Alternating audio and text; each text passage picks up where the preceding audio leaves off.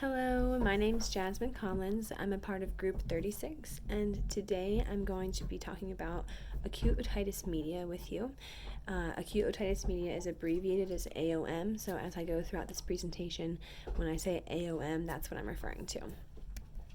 Okay, so what is AOM? It's a bacterial or viral infection of the middle ear.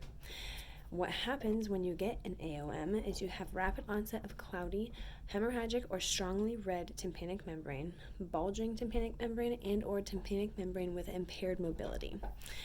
The symptoms include fever, excessive crying, otalgia, and then a modified sleep behavior. Well, sleep behavior or just their behavior in general can be modified. A few fun facts about AOM. Currently, $2 million per year is spent on the diagnosis and treatment of AOM. And by the age of 3, more than 2/3 of all children have had one or more episodes of acute otitis media, including 33% who have had 3 or more episodes. Almost half of the pediatric antibiotic prescriptions are written for otitis media, which also prompts more physician visits than any other childhood illness. So, with AOM, why would we want to do chiropractic? There's a few hypotheses that lead us to believe that it can be extremely helpful for children or anyone experiencing an AOM. Chiropractic treatment is based upon normalizing the eustachian tube and the immune system functions.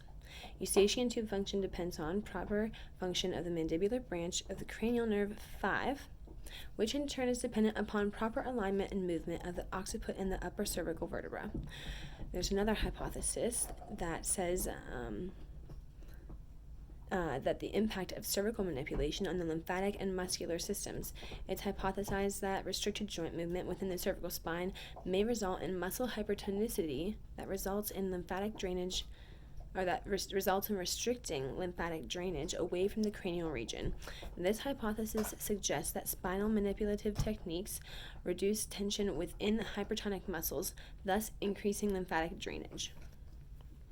So with our particular research study that we were going to do, we would send out a questionnaire to get some information, baseline information.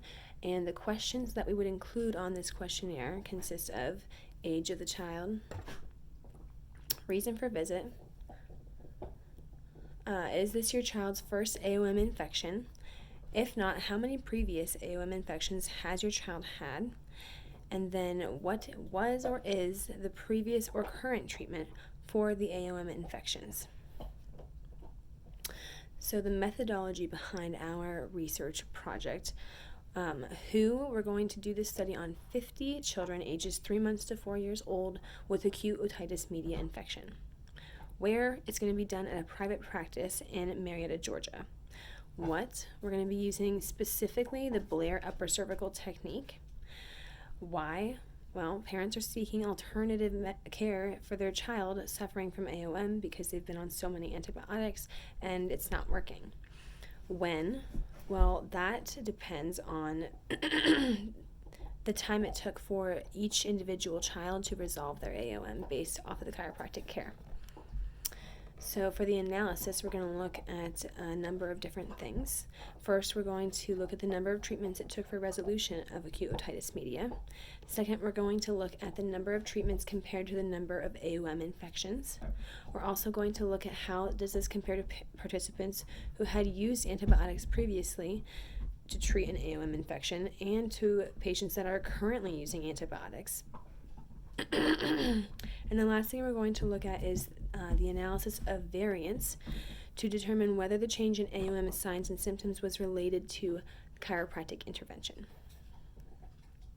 And then we just have the references here. And yeah, that's it. Let me know if you have any questions. Thank you.